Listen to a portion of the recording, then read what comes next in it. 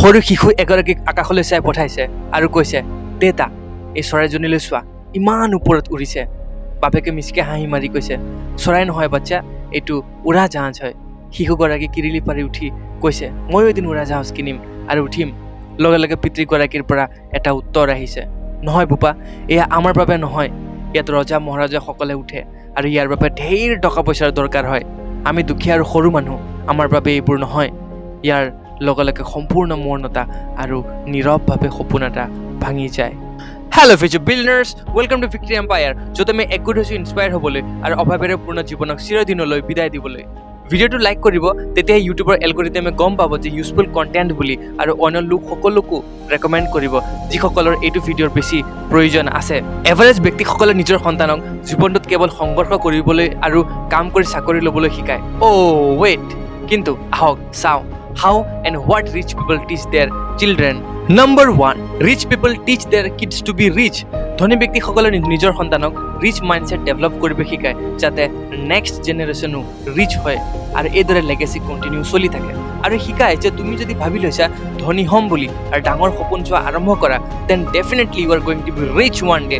দুখীয়া আৰু মধ্যবৰ্গীয় মাতৃ পিতৃসকলে টকা পইচাক বেয়া বুলি কয় আৰু নিজৰ সন্তানকো সেয়াই শিকায়, কিন্তু ধনী ব্যক্তিসকলে সন্তানসকলক টকাক প্ৰেম কৰিব শিকায় আৰু পিছলৈ তেওঁলোকে গৈ কৰেও বুলিয়েই সন্তানসকলেও ৰিচ হয়গে।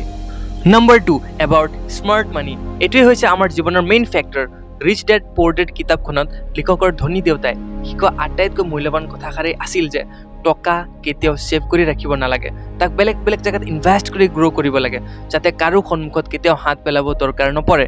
কিন্তু দুখীয়া দেউতাই লিখকক ইনকাম কৰি ছেভ কৰা টকাখিনিকহে খৰচ কৰিবলৈ শিকাইছিল, যিটো বহুতে ৱৰ্ষ্ট আছিল আৰু লিখকৰ বাবে ভেলুৱেবল নাছিলে। ধনী ব্যক্তিসকলে নিজৰ সন্তানক টকাক আদৰ কৰিবলৈ শিকায়, টকাৰ আল পইচান কিদৰে ধৰিব লাগে তাকে শিকায় যাতে কেতিয়াও টকাই তেওঁলোকৰ হাত নেৰে আৰু আপদে বিপদে লগতে থাকে। আম গছ এজোপাৰ পুলি লগাই যদি তাক ভালদৰে সাৰ দি পানী দি গৰু ছাগলীৰ পৰা ৰক্ষা কৰি ডাঙৰ দীঘল কৰিলে তাৰ পৰা ঢেৰ ফল লাভ কৰিব পাৰি, সেইদৰে টকাৰো যদি কেয়াৰ লোৱা হয় ই বহু ফল দি লাভান্বিত কৰে। বেছি ইনকাম কৰি আপুনি যদি ভাবিছে হাতত অলপ টকা ৰাখিবলৈ, মই হাইলি ৰেকমেণ্ড কৰোঁ এইটো কোৰ্চ য'ত আপুনি শিকিব আৰু আৰ্ণ কৰি ষ্টাৰ্ট কৰিব। সকলোৱে কৰিব পাৰে, বয়সৰ কোনো সীমা নাই আৰু ফৰ্মেল এডুকেশ্যনৰো কোনো বাধ্যবাধকতা নাই। লিংক ডিছক্ৰিপশ্যনত আছে। Number 3, difference between assets and liabilities. ধনী ব্যক্তিসকলে নিজৰ সন্তানক শিকায় যে নিজৰ কষ্টৰে আৰ্জা ধন এছেটছ কিনিব লাগে, না কি লাইবিলিটিজ, আৰু সেই এছেটছেৰে পোৱা ধনেৰে নিজৰ ইচ্ছা পূৰ কৰিব লাগে বা লাইবিলিটিজ কিনিব লাগে। আপুনি হয়তো ভাবিব পাৰে যে এই এছেটছ আৰু লাইবিলিটিজ কি বস্তুনো।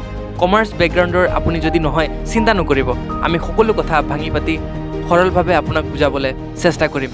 এছেটছ তাকে কোৱা হয় যিয়ে আপোনাৰ পকেটত টকা সোমোৱায়, যেনে এটা ছাকচেছফুল বিজনেছ, প্ৰপাৰ্টিৰ পৰা পোৱা ৰেণ্ট, ইনভেষ্টমেণ্টছ এটচেট্ৰা। বা ধৰি লওক আপুনি কাম এটা এবাৰেই মাত্ৰ কৰিছে কিন্তু তাৰ দাম আপুনি বাৰে বাৰে পাই আছে, তাকে কোৱা হয় ৰয়েলটি। এতিয়া লাইবিলিটিজ এইবোৰক কোৱা হয় যেনে curse, expensive clothes, party, holiday etcetera. এতিয়া এনেকুৱা নহয় যে ধনী ব্যক্তিসকলে কেৱল এছেটছেই কিনে, তেওঁলোকে লাইবিলিটিছতো খৰচ কৰে, কিন্তু কিন্তু কিন্তু তেতিয়াহে যেতিয়া এছেটছবোৰৰ পৰা প্ৰফিট আহে। নম্বৰ 4, গেট ৰিচ বাই ছলভিং প্ৰব্লেমছ। আমাৰ আজিৰ পৃথিৱীখন যিমানে ডেভেলপ হৈ আহক কিন্তু প্ৰব্লেম এতিয়াও বহুত আছে আৰু সদায় নতুন নতুন সমস্যাৰ সন্মুখীন হ'বলগীয়া হৈ আছোঁ আমি। আজি গুগল মেপ থকাৰ বাবে আমি সহজতে এঠাইৰ পৰা আন ঠাইলৈ যাব পাৰিছোঁ, নতুন নতুন জেগা বা নতুন এখন দেশতো আমি চিন্তামুক্ত হৈ ফুৰিব পাৰিছোঁ, বা অনলাইন শ্বপিং ছাইটবোৰৰ বাবে ঘৰখনতে আমি দোকান বজাৰবোৰ পাইছোঁ। এইবোৰে সঁচাকৈ আমাৰ জীৱন সহজ আৰু সলনি কৰি পেলাইছে। ৰিচ ব্যক্তিসকলে নিজৰ সন্তানক আনৰ প্ৰব্লেম ছল্ভ কৰি ধনী হ'বলৈ উপদেশ দিয়ে, কাৰণ যিমানে ডাঙৰ বা হাই ডিমাণ্ডিং প্ৰব্লেম আপুনি ছল্ভ কৰিব সিমানে আপোনাৰ ধনী হোৱাৰ চান্সেছ বাঢ়ি যাব আৰু খুব সোনকালে সফল হ'ব পাৰিব। Number 5, you are not special. Rich ব্যক্তিসকলে জানে যে তেওঁলোকে সোণৰ চামুচ মুখত লৈ জন্ম হোৱা নাছিলে, তেওঁলোকৰো নৰ্মেল বাৰ্থ হৈছিলে। বাকীবোৰৰ দৰে তেওঁলোকৰ লগতো কেৱল 24 ঘণ্টা সময় আছিলে, 1 ঘণ্টা এক্সট্ৰা এচিভ কৰা নাছিলে আৰু নিজৰ পৰিশ্ৰমৰ বলতহে আজিৰ এইটো ষ্টেজ তেওঁলোকে এচিভ কৰিছে। গতিকে এইটো কথা নিজৰ সন্তানকো শিকায় যে ষ্ট্ৰাগল কৰিব লাগিব, ফাইট কৰিব লাগিব আৰু নিজৰ ধ্যানত থাকি এদিন ৰিচ হ'ব লাগিব। এখন পৃথিৱীত তোমাৰ লগত ইমান লেনা দেনা নাই, যি কৰিবা সেইটোৱে পাবা, তাতকে বেছি নহয় আৰু তাতকে কম নহয়, এয়াই জীৱন। এইবোৰ কথা শিকাই নিজৰ সন্তানৰ মাইণ্ডছেট ষ্ট্ৰং কৰি তোলে যাতে ডাঙৰ হয় কোনো অসুবিধাৰ সন্মুখীন হ'বলগীয়া নহয়। দুটা তিনিটা ছিক্ৰেট ইনকাম চ'ৰ্চ ৰাখিম বুলি যদি ভাবিছে এইটো কোৰ্চত এতিয়াই এনৰোল কৰি প্ৰয়োজনীয় সপোনবোৰ পূৰ্ণ কৰক খুব কম দিনৰ ভিতৰতে ভালেমান টকা আৰ্ণ কৰিব পাৰিব ৰেগুলাৰলি ইভেন নৰ্মেল চাকৰিতকৈ বহু গুণে বেছি আজিলৈ ইমানে ইউজফুল কণ্টেণ্ট বুলি ভাবিলে লাইক এণ্ড ছাবস্ক্ৰাইব কৰিব আকৌ লগ পোৱাৰ আশাৰে ধন্যবাদ